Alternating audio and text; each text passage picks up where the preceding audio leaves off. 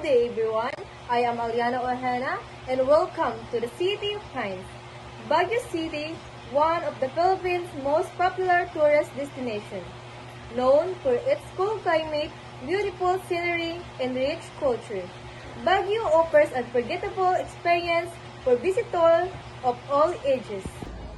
Today, we're excited to take you on a short tour of the amazing attraction, Eagleton Kingdom, Dragon Treasure Castle, and the Baguio Bamboo Sanctuary, which begin our cultural attraction inspired by tradition and heritage of the Igorot people. It features impressive stone wheels service adventure. First destination, Igorot Stone Kingdom. Our first stop is the Igorot Stone Kingdom, a unique cultural attraction inspired by the tradition and heritage of the Igorot people. It features impressive stone walls, stairway, and terraces that showcase the craftsmanship and creativity of the local community.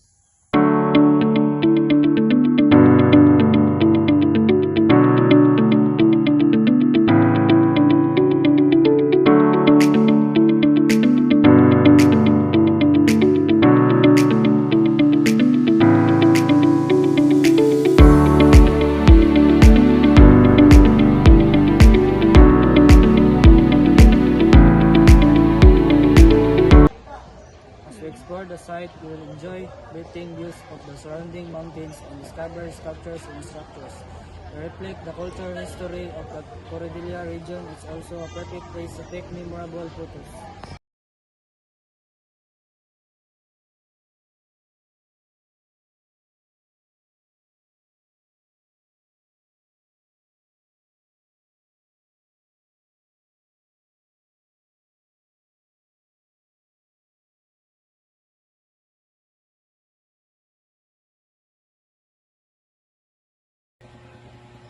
This attraction reminds us of the importance of preserving our indigenous heritage while appreciating the beauty of nature.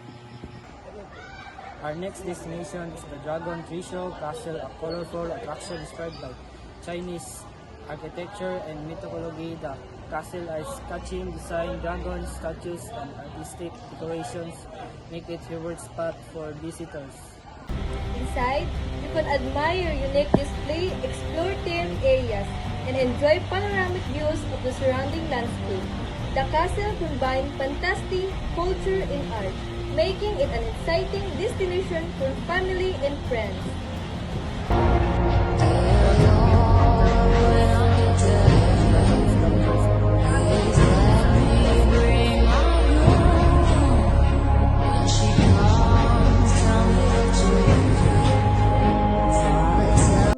Our final stop is the peaceful Baguio Bamboo Sanctuary.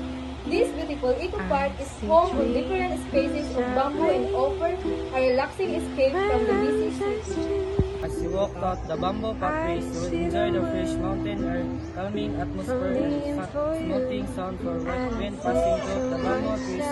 Perfect place to relax and appreciate nature.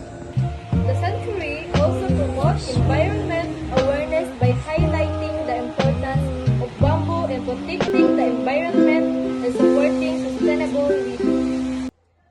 We've now reached the end of our tour today. We explored the cultural beauty of the Igorot Stone Kingdom, admired the creativity of the Dragon Treasure Castle, and experienced the peaceful surrounding of Baguio Bamboo Sanctuary.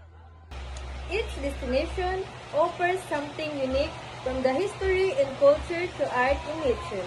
Together, they make Baguio City an unforgettable place to visit.